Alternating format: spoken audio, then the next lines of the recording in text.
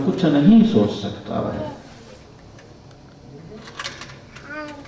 गाय है, भैंस है, बैल है, कोई भी आप देखते हैं, घोड़ा है, अपना काम करेंगे और जहां बंधता है हमेशा, भले ही उसका मालिक उसको लाए या ना लाए, स्वयं अपने आप आकर के अपने खूंटे पर खड़ा हो जाता है। उसके पास, हम कहते हैं कि पशु के पास बुद्धि नहीं है, लेकिन वो फिर भी उसको इतना ज्ञान है कि मेरे मालिक का स्थान है और मुझे यहाँ आकर के बांधना है। वो अपने आप आकर के वहां बैठ जाता है। हे जीव, हे मनुष्य जीव, तेरे पास तो सोचने और समझने की शक्ति है। परमात्मा ने तुम्हें सर्वोत्कृष्ट बनाया है, सबसे श्रेष्ठ बनाया है। तू अपना अच्छा देख सकता है, तू अपना बुरा देख सकता है, तू अपने जीवन को सदगति की ओर ले सकता है। अपने जीवन को तू फिर क्यों दुर्गति की ओर लेकर के जा रहा है? क्यों नहीं तू अपने जीवन में अपने उस प्रीतम की ओर अग्रसर होता जिसकी तरफ से तेरे को यहाँ भेजा गया है। 84 लाख योनियां जो है एक एक करके तुम भोगता गया और तब भी तुम थका नहीं है। और आज तुम्हें परमात्मा ने उसे निकाल करके यहाँ दिया है, इस मनुष्य जीवन के चोले में दिया है। तो क्यों नहीं तो उसका शुक्रिया करता, क्यों नहीं तो उसकी ओर अग्रसर होता। हम अग्रसर होते हैं तब भी हम हो नहीं पाते,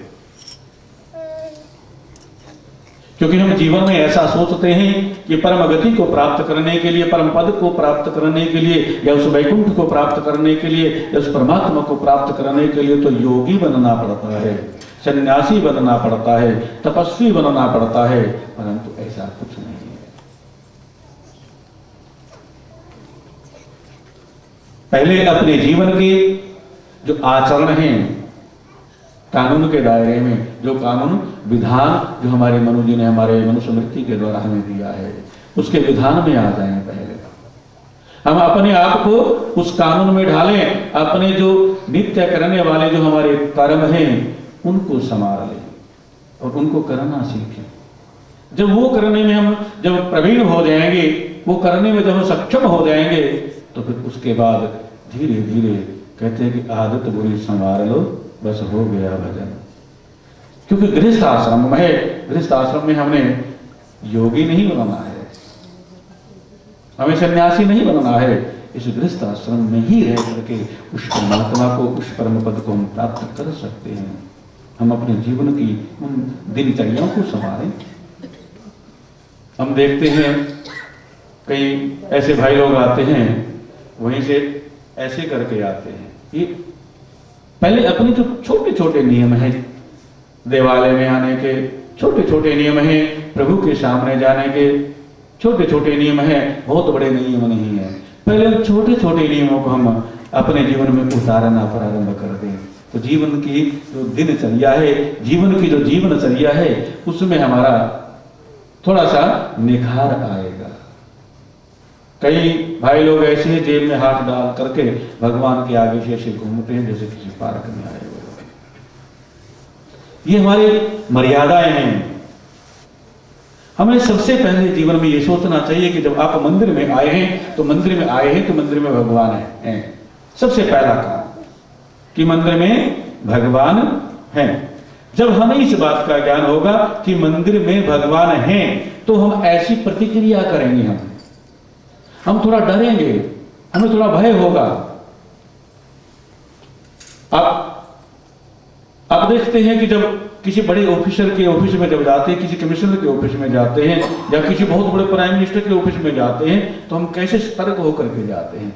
ये तो मिनिस्टरों का मिनिस्टर है, ये तो परमात्मा है, ये तो सारे संसार का मालिक है, इनके सामने हमें कैसे जाना चाहिए। अरे हम एक छोटी सी क्रिया करते हैं। क्या? जब दरवाजे पर आते हैं तो दरवाजे की सीढ़ियों पर मत्था टेकते हैं और वहां से ऐसे करके हम ऐसा करते हैं। कभी हमने सोचा है इस बारे में कि हम ऐसा क्यों करते हैं? भगवान तो यहाँ है, भगवान जी तो आगे विराजमान है, लेकिन हम सीढ़ियों पर चढ़ते ही वहां हम ऐसा करते हैं। वहीं से हमारे मन के भाव हमें समझना चाहिए, एक एक बात को समझना चाहिए।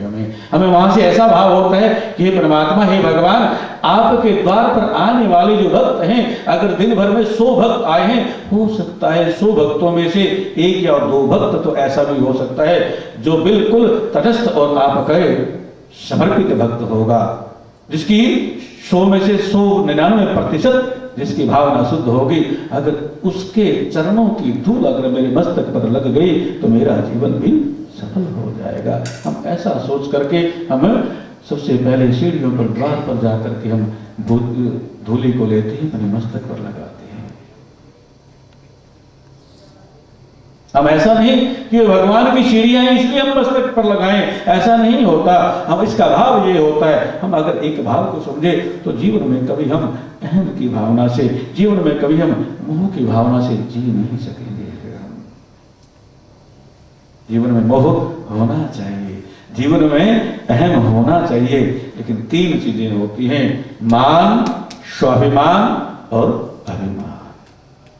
अभिमान जीवन में कभी नहीं करना चाहिए, लेकिन स्वाभिमान अवश्य होना चाहिए, मान अवश्य होना चाहिए। स्वाभिमान नहीं होगा तो आप कुछ नहीं कर पाएंगे जीवन में, इसलिए स्वाभिमान होना चाहिए, लेकिन अभिमान नहीं होना चाहिए। वाद, संवाद और विवाद 3 प्रकार के होते हैं। हमें वाद करना चाहिए, संवाद बहुत करना चाहिए, लेकिन विवाद कभी नहीं करना चाहिए। हमें जीवन की बहुत छोटी छोटी बातें होती हैं, इनको अगर हम सुने, इनको अपने जीवन में उतारने का हम प्रयास करें तो हमें हमारा जीवन संवर सकता है। ये एक बार जीवन संवर गया, अगर एक बार जीवन संवर गया तो उसके बाद हमारा परलोक भी संवर जाएगा। हमने वापस फिर से प्रयास करना चाहिए, वापस फिर से हम इस 84 के गेड़ में हम ना पड़े। इससे निकलने का मात्र एक ही साधन है कि मानव शरीर। अगर एक बार फिर से भटक गए तो न जाने कितने जन्म लेने पड़ेंगे।